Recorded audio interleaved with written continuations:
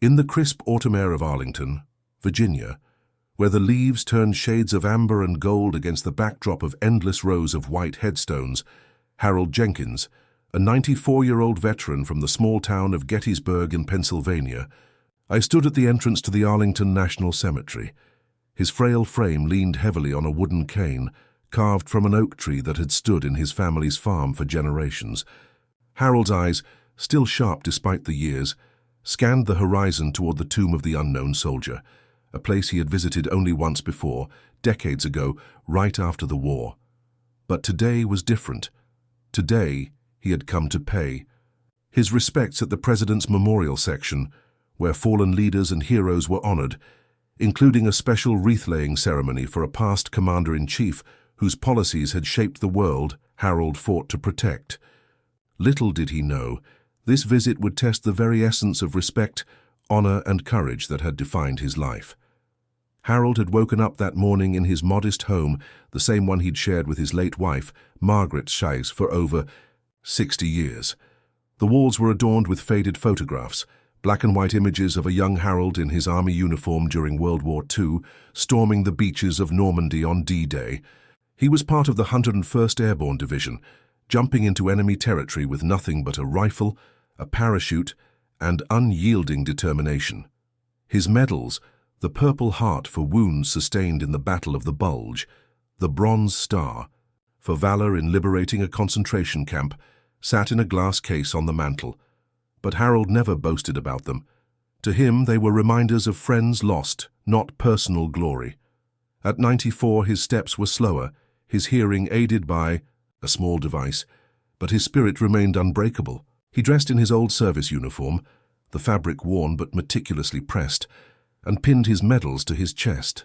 Today, I honor those who gave everything, he whispered to himself, his voice gravelly from years of storytelling to his grandchildren. The drive to Arlington was long, but Harold insisted on making it alone. His daughter, Emily, had offered to accompany him, her face etched with worry lines that mirrored her mother's.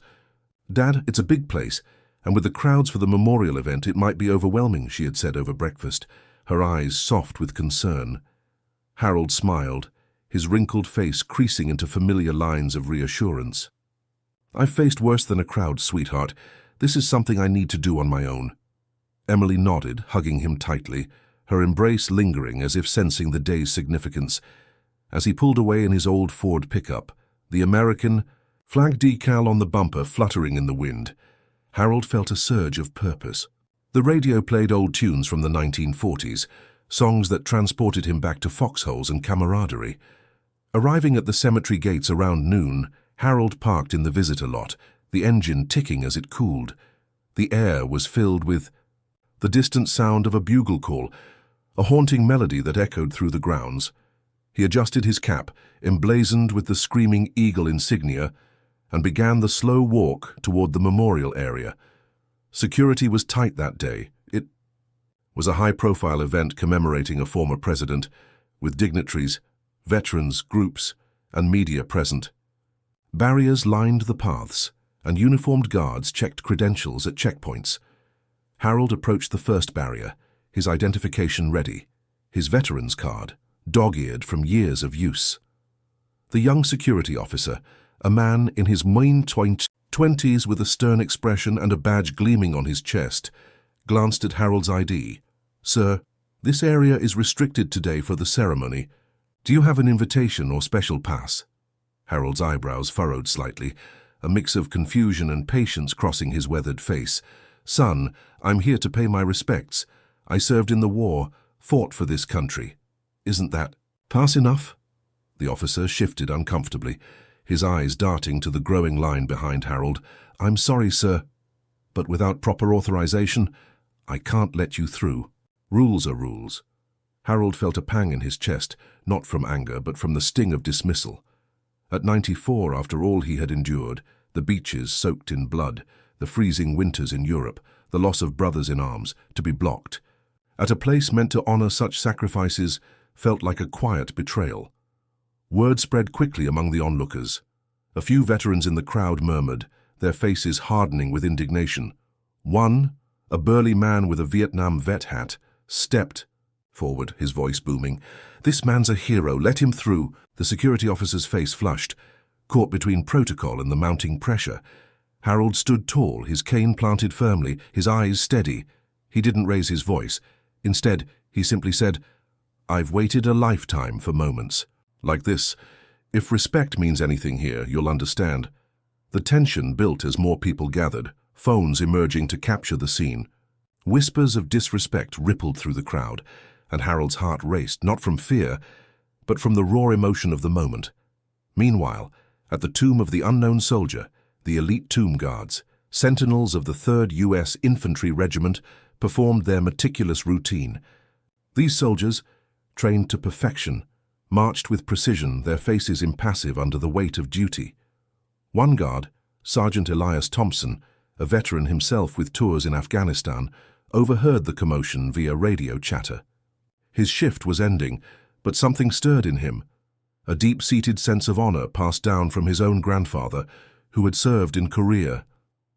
Elias glanced at his fellow guards, their expressions mirroring his resolve. Without a word, they made a decision that would echo through the cemetery.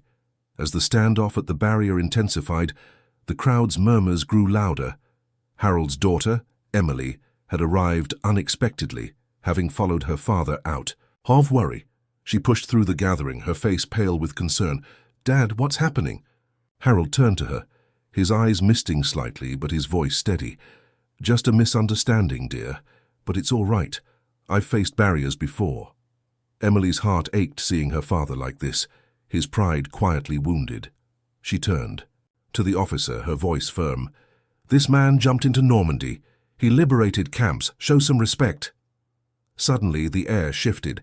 From the direction of the tomb, a formation of guards emerged, their boots clicking in unison on the stone path. Sergeant Elias led them, his face set in determination. The crowd parted as they approached the barrier. The security officer's eyes widened in surprise. Elias stopped before Harold, snapping to attention. In a voice clear and resonant, he addressed the veteran. "Sir, on behalf of the tomb guard, we recognize your service." The guards, in perfect sync, raised their hands in salute, their movements sharp and reverent. Harold's throat tightened, his eyes welling with tears he hadn't shed in years. The moment was electric, respect, honor, and courage embodied in that simple act. The crowd erupted in applause, phones capturing the scene that would soon go viral. Emily hugged her father, her own tears flowing. Harold returned. The salute, his hand trembling slightly, but his spirit soaring. "Thank you, son. This means more than you know." As the guards held their position, the security officer, humbled, stepped aside, allowing Harold to pass. The 94-year-old hero proceeded toward the memorial, the weight of history on, his shoulders lightened by the unexpected tribute. But this was only the beginning. As Harold made his way deeper into the cemetery, memories flooded back, of battles fought, friends buried, and a nation that sometimes forgot its debts. Little did he know, this encounter would spark a chain of events that tested the very fabric of national gratitude, building toward a climax of emotional reckoning. Harold paused for a moment after the salute, his hand still trembling slightly from the unexpected honor. The tomb guard, a young sergeant named Michael Reynolds, stood there with a face etched in quiet determination, his eyes reflecting the same unyielding respect that Harold had seen in his comrades decades ago during the brutal winters of the Korean War. Michael's posture was impeccable, the result of rigorous training at the Arlington National Cemetery, where guards like him embodied the nation's commitment to its fallen heroes. But this wasn't just protocol. There was something personal in Michael's gaze, a flicker of emotion that suggested he knew more about Harold's story than a quick glance at his veteran cap would reveal. As the crowd began to murmur, some pulling out their phones to capture the moment, Harold felt a surge of memories crashing over him like waves on the beaches of Normandy, though his own battles had been fought far from there. He had enlisted in 1949, right out of high school in rural Ohio, where cornfields stretched endlessly and the American dream was built on hard work and patriotism. Back then, the air was thick with the aftermath of World War II, and young men like him felt the call to serve.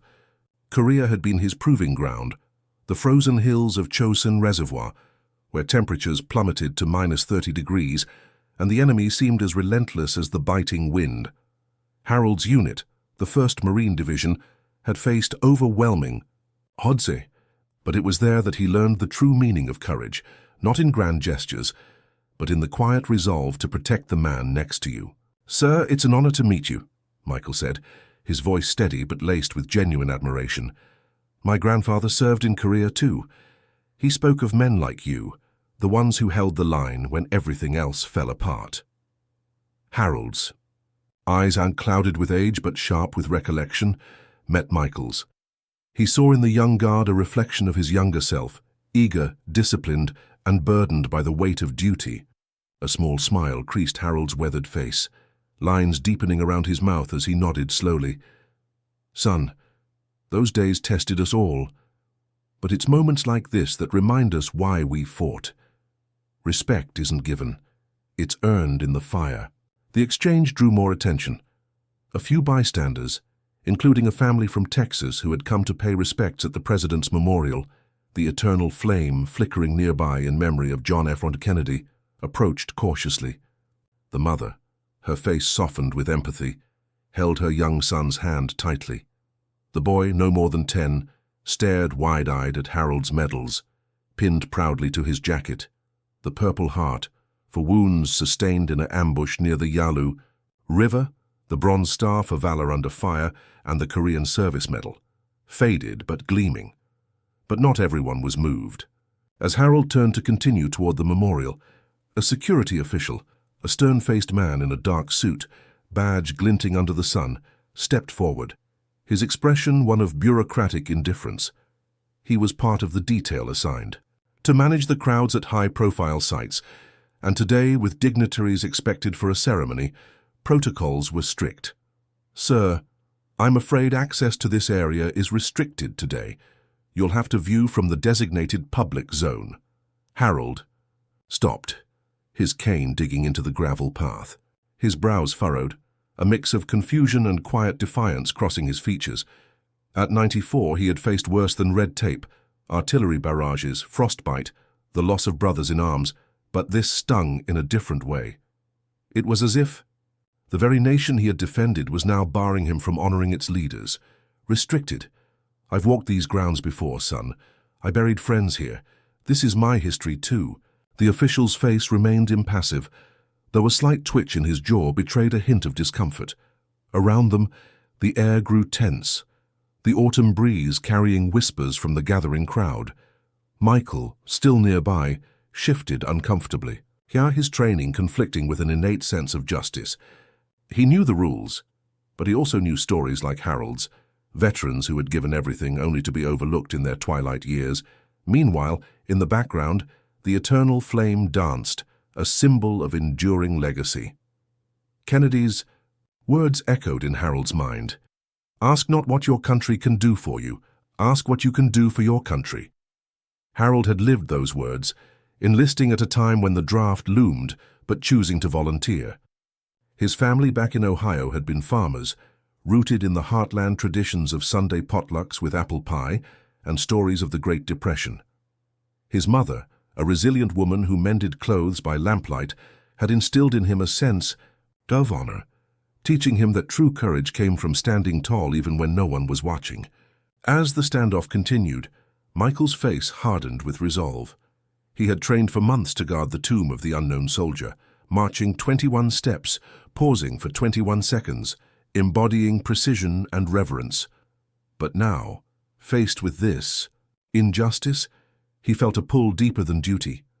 Whispers spread through the crowd, a veteran teacher from nearby Alexandria explaining to her students the significance of Arlington, where over 400,000 service members rested, including heroes from every American conflict. Suddenly, Michael stepped forward, his boots clicking sharply on the path.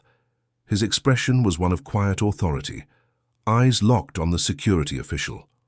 "With all due respect, sir, this man is a decorated veteran. He's earned the right to be here." The official hesitated, his cheeks flushing slightly under the scrutiny of onlookers. The tension built like a storm cloud over the Potomac River, visible in the distance. Harold stood there, his posture straight despite the ache in his joints, a living testament to resilience.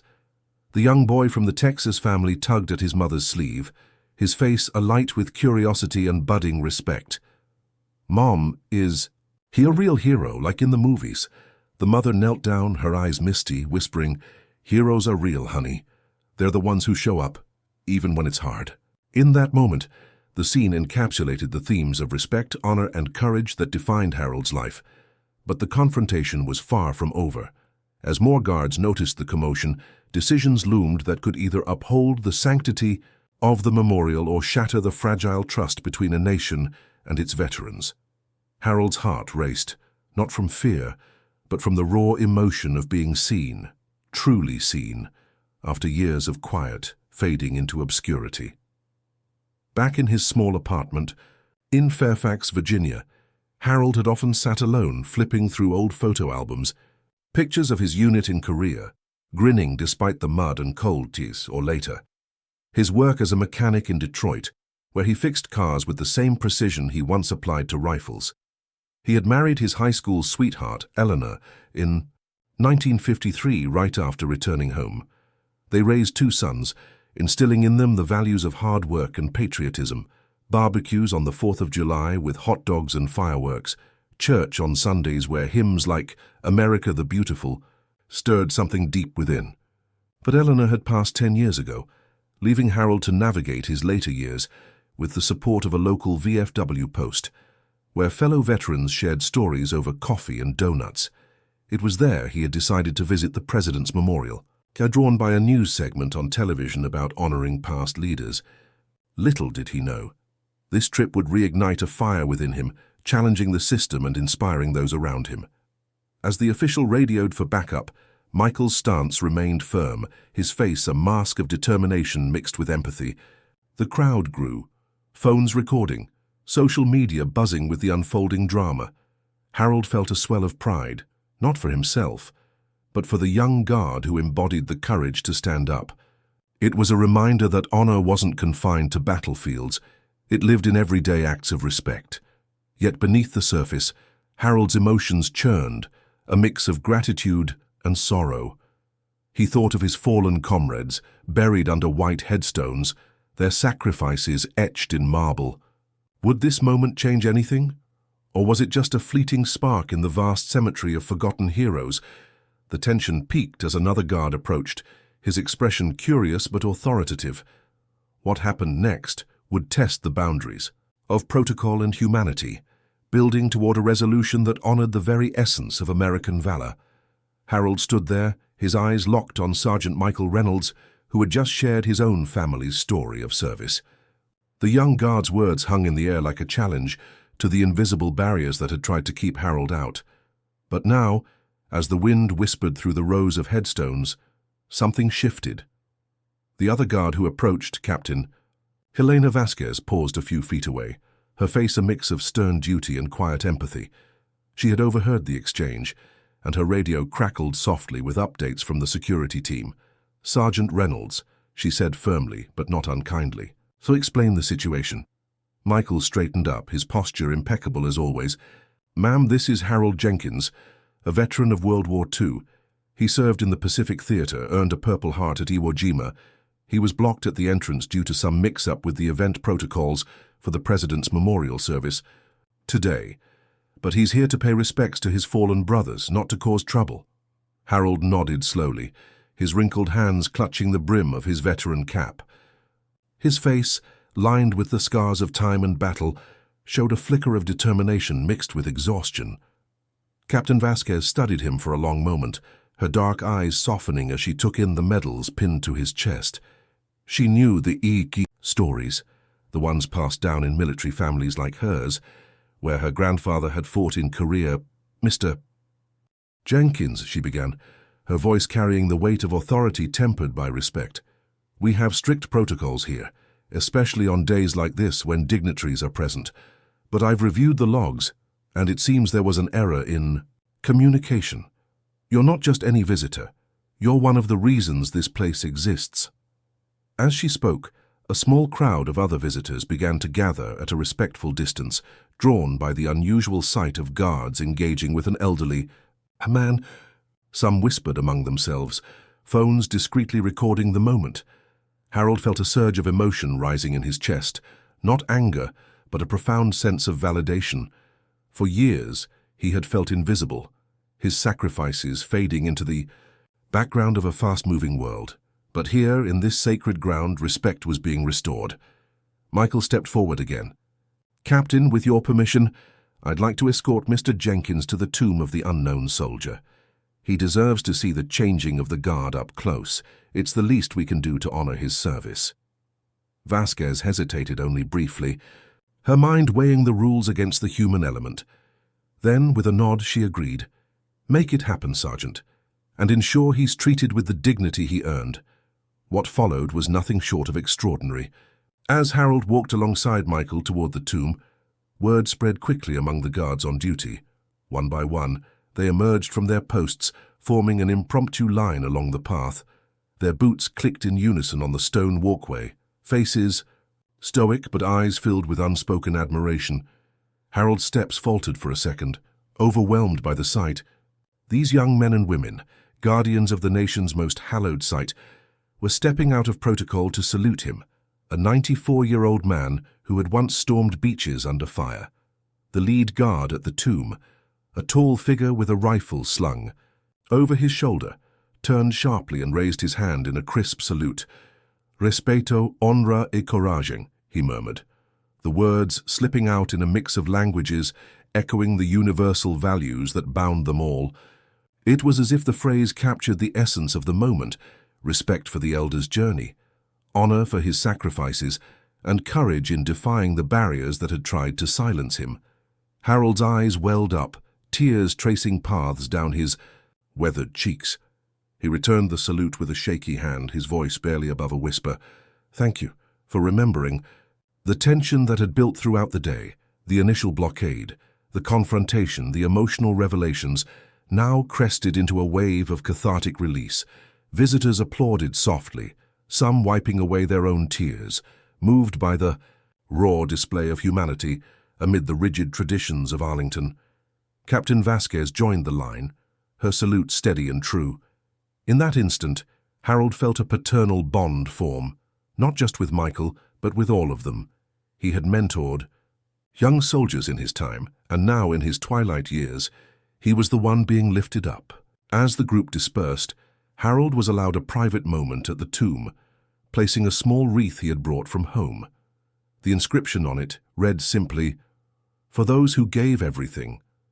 He thought of his old comrades, buried nearby, and the secondary characters in his life, like his late wife, Etienne, who had waited for him through the war, or his grandson, who now served overseas.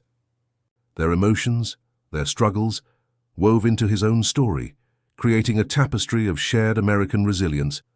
Elements of culture surrounded him, the faint scent of Virginia's fall leaves, the distant hum of Washington, D.C.'s traffic, reminders of the nation's heartbeat.